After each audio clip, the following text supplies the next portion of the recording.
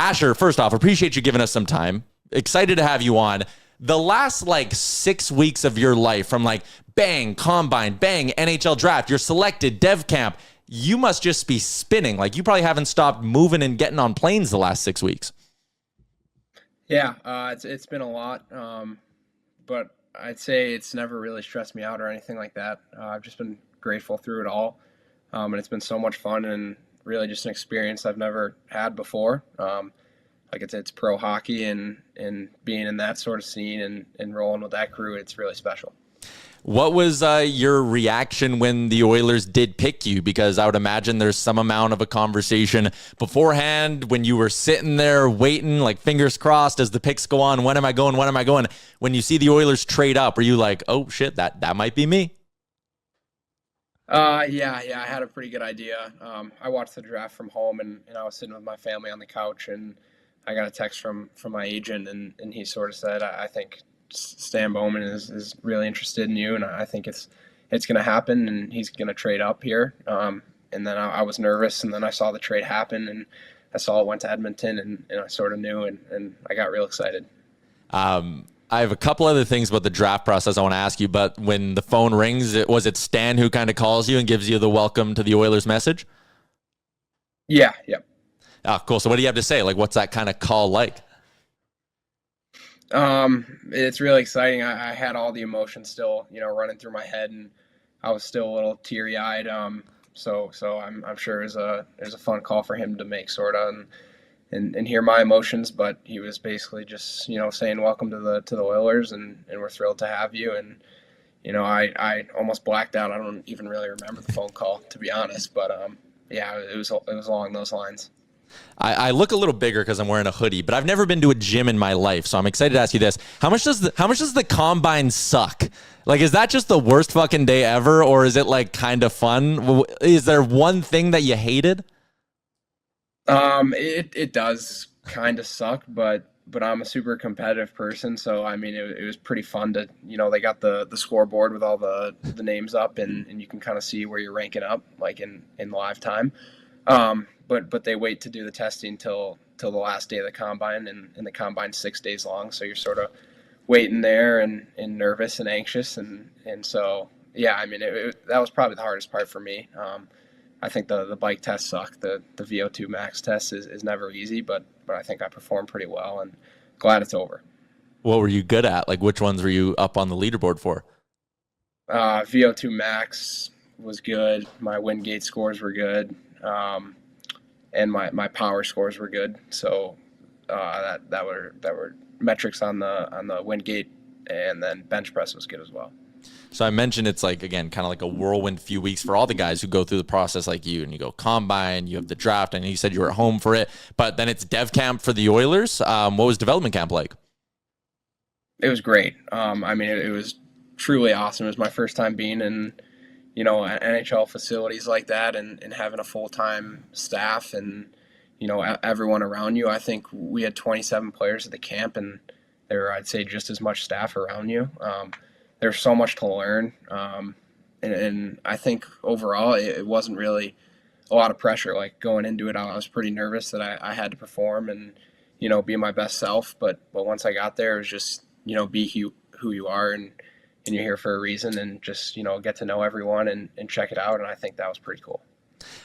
You mentioned the facilities, and it is unique, I think, for you, because the Rogers Place is top of the top of the top. That's just not a normal NHL rink. Was there any little thing that as you went through dev camp, something small where you're like, damn, okay, this makes me feel like I'm in the NHL?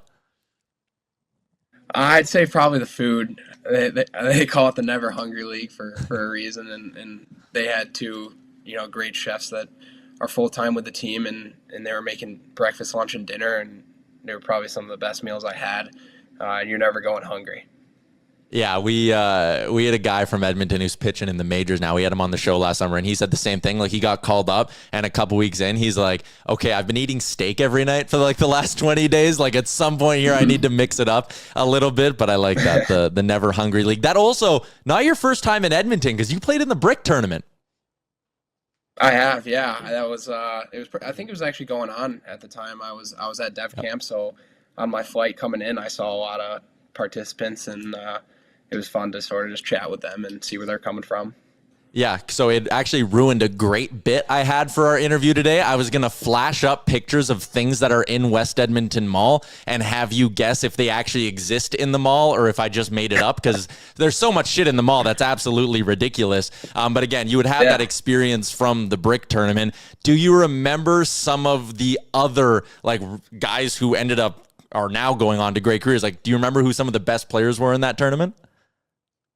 I remember Michael Misa being like the best player there. I'm pretty sure he played for the Bulldogs there, and I remember participating in the All-Star game or something they had going on there, and then I think our team placed second in the All-Star game or something, and they were up there too, and I remember hanging out with him for a bit. But yeah, I mean, he was always good even since that age. Yeah, I did my research. Misa did lead that tournament in scoring, but also, and I don't know if you would have played against him, Gavin McKenna was in that tournament as well. So that means he would have been like a year younger than everyone, and he, again, was like second in tournament scoring because he was so sick. Yeah. That's crazy. Talking about feeling like you're in the NHL too, was there anything, and I know it was obviously a number of years ago that you played in it, but that tournament, even though you're like 10 years old, that tournament also makes you feel like you were in the NHL. Yeah, I mean, being in the middle of the mall, there's like, I think that was the first time I ever sort of played in front of a crowd. And there's, just strangers, random people watching the games. And I remember looking up in the stands and seeing other people besides my parents and my grandparents and being like, what are these people doing watching my games? And I thought that was pretty cool. Yeah, I did play-by-play for that tournament for a while, and like the broadcasts are like NHL caliber broadcasts. It is crazy. Oh yeah. When you were here last for Dev Camp, did you get to do like any exploring outside of Edmonton? I know they do. They take you guys like out for days outside of the rink too, right? Did you get to do anything cool while you were here? Yeah, we had some fun activities. We did paintball. I couldn't tell you where. It was sort of in the middle of a cornfield, like 40 minutes away. But it was a really good experience. It was fun. And we also went to a Riverhawks baseball game, which was pretty cool. And yeah, I had some fun at that.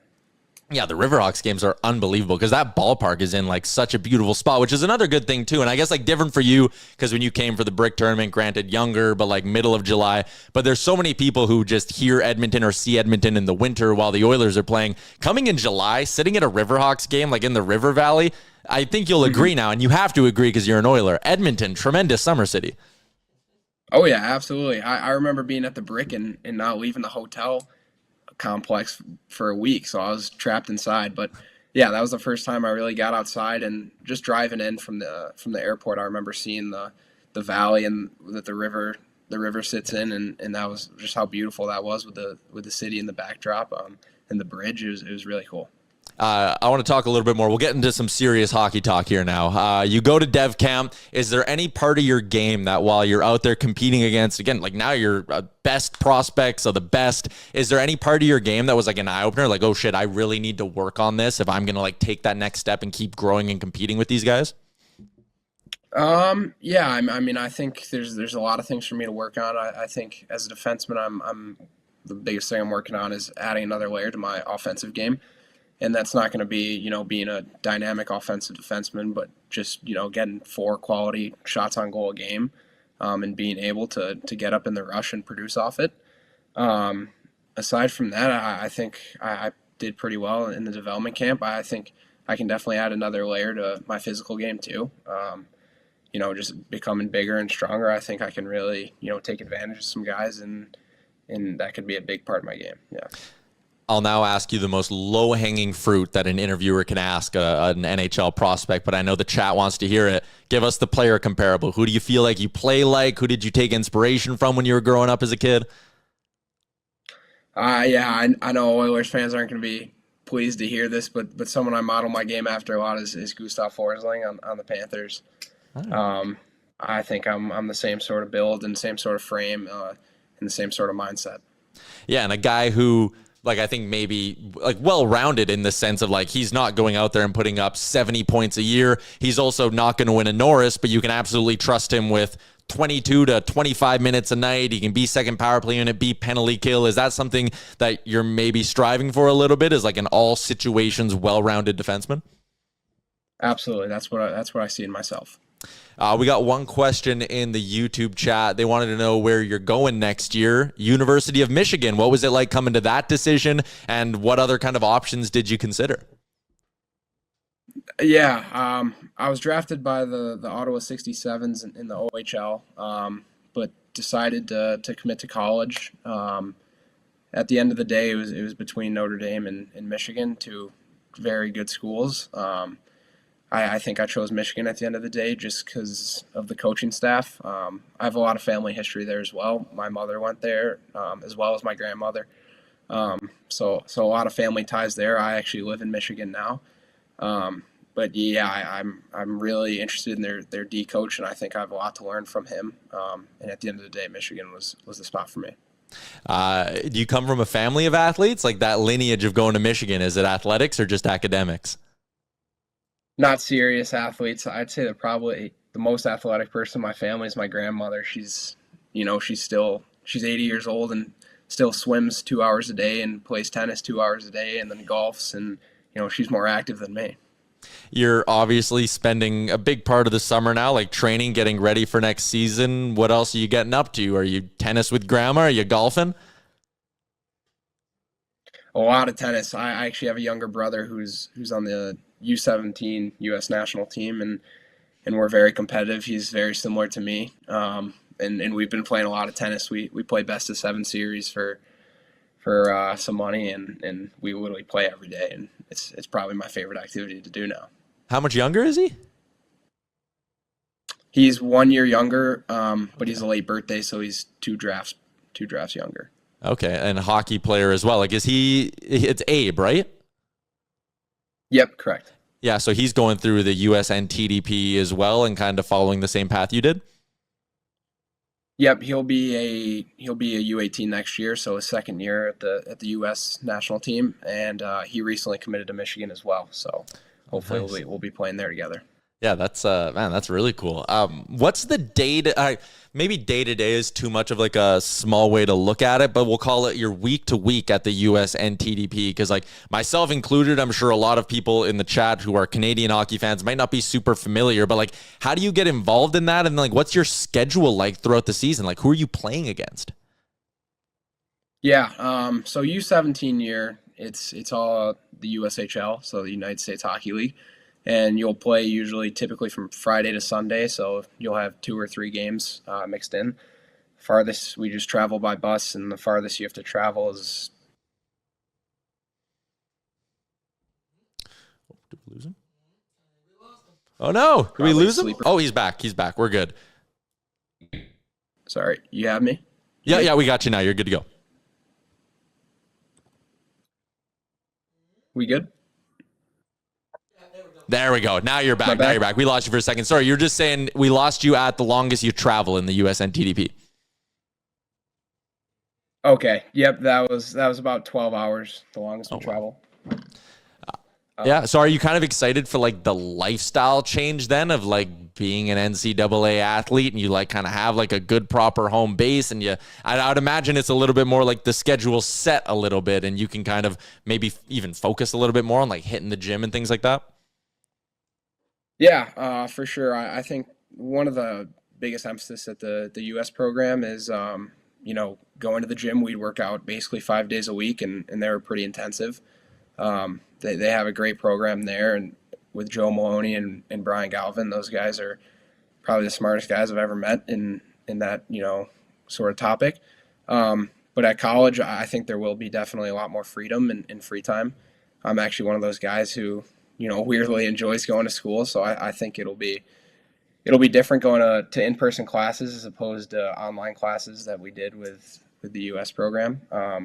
So I'm excited. I think it'll bring a lot of different things outside of hockey as well. I think there's many opportunities at Michigan, and I'm going to take advantage of all of that.